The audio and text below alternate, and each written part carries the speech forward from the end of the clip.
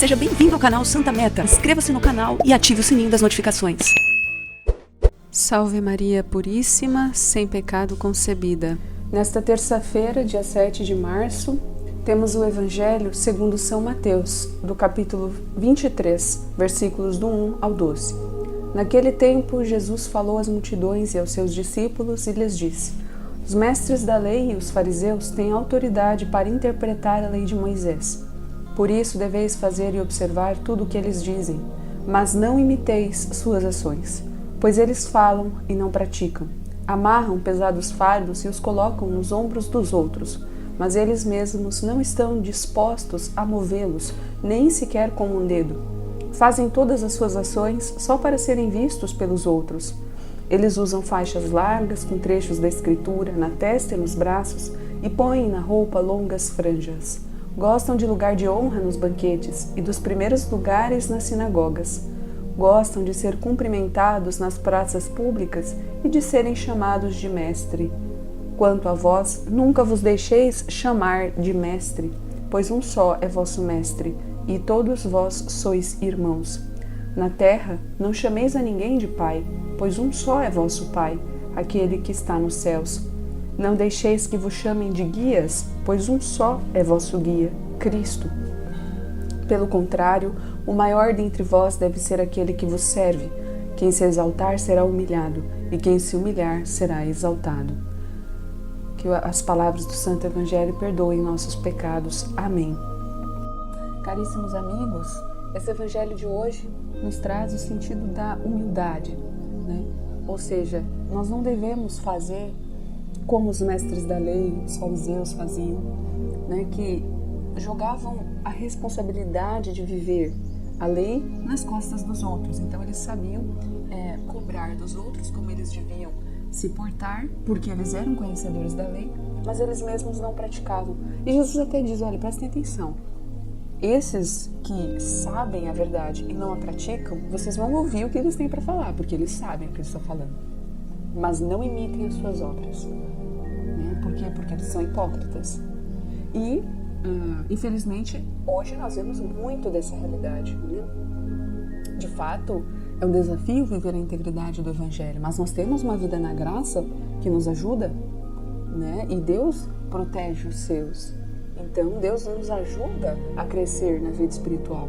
Agora, quando nós não crescemos, quando nós permanecemos parados, na verdade, é porque nós não estamos nos abrindo a esta graça de Deus. É porque nós achamos, muitas vezes, que estamos na justiça, que estamos exercendo a religiosidade, mas não estamos sendo agradáveis a Deus, porque não estamos cuidando daquilo que Ele pediu para nós cuidarmos. E esse cuidado, ele começa do interior e depois ele vem para o exterior, em como que eu estou me relacionando com os outros, né? Então, muita atenção que Jesus está falando da hipocrisia dos fariseus, mas está dizendo, olha, onde vocês encontrarem a verdade, ouçam, abaixem a cabeça, porque a verdade é a verdade, né? Então, eles sabiam a lei e os judeus tinham que cumprir a lei. Então, podem ouvir, né? Porque eles sabem, eles conhecem, né? Eles têm autoridade para interpretar e explicar a lei, mas eles não cumprem. Então, não imitem as atitudes deles, né? Em outro lugar ele vai dizer cuidado com o fermento dos fariseus, né? Ou seja, cuidado com esse modo deles de levedar a massa, né? Esses exemplos que eles vão dando, que eles vão deixando para ele. Jesus também chama a atenção para o fato de nós não termos pessoas humanas como guias, como mestres, como pais. Hoje em dia nós corremos muito esse risco, sem perceber, mais uma vez, o Evangelho sempre atual. Porque hoje nós estamos na era dos coachings, né? Aquelas pessoas que dão conselhos, que são treinadores da mente dos outros. E tudo bem, pode ter o seu mérito e até um lado positivo, mas nós temos que cuidar, porque o charlatanismo também é algo que está crescendo.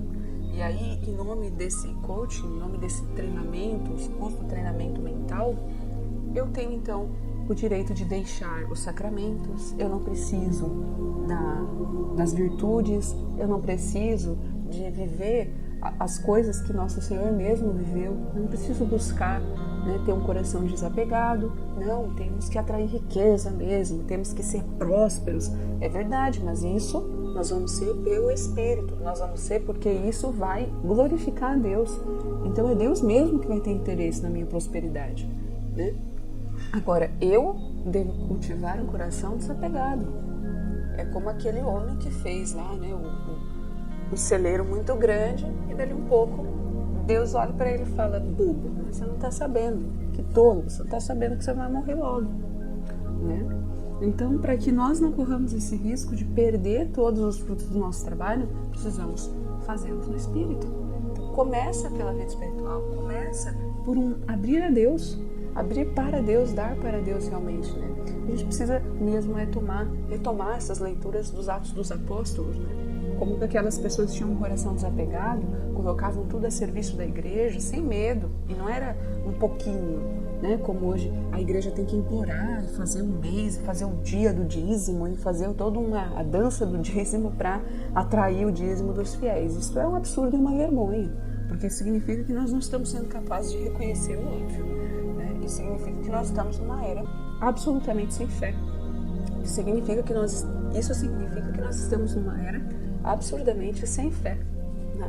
Porque os próprios cristãos já não estão mais sendo capazes de dar aquilo que é mais baixo, que é o mais fácil de dar. É muito mais difícil eu dar a Deus a minha vida do que eu dar a Deus o fruto do meu trabalho. Mas nós estamos tão invertidos, né? Os nossos valores estão tão invertidos que nós acabamos achando mais difícil dar o fruto do meu trabalho do que dizer que eu dei a minha vida, né? No fundo, se eu não der uma coisa, eu não darei outra, né? No entanto, nós às vezes não temos medo de ir para a luta, mas temos medo de dar aquilo que nós temos ou julgamos ter, né? Bom, e por que então Jesus fala isso, né? Porque ele não quer que a gente veja nas pessoas um pai, um mestre, um guia, como se tudo estivesse nessa vida. Justamente o que está acontecendo hoje com nessa era dos super pastores, né, dos coachings, e até às vezes alguns padres que, se não cuidar, acabam se apresentando mais do que a nosso Senhor Jesus Cristo, né? E é evidente que há sacerdotes que fazem um trabalho público de importância, de grandiosidade, que arrebanham as almas para Deus, né? Mas é uma constante vida de oração que sustenta eles, porque senão é muito fácil de trocar, né? De confundir no coração das pessoas, e eles acabam sendo ídolos, né? Mas, graças a Deus, temos ótimos sacerdotes também fazendo esse trabalho público grande, de longo alcance, mas que se mantém, né? Mostrando Cristo mais do que a si mesmos. Pois bem, mas é justamente essa postura que Jesus espera de nós, né? Quando nós apresentamos Deus, quando nós apresentamos Cristo, nós não nos deixemos chamar, ou seja, que o nosso interior esteja sempre reconhecendo quem é o guia, quem é o mestre, e comunicando isso mais do que com palavras, com a nossa própria vida, né?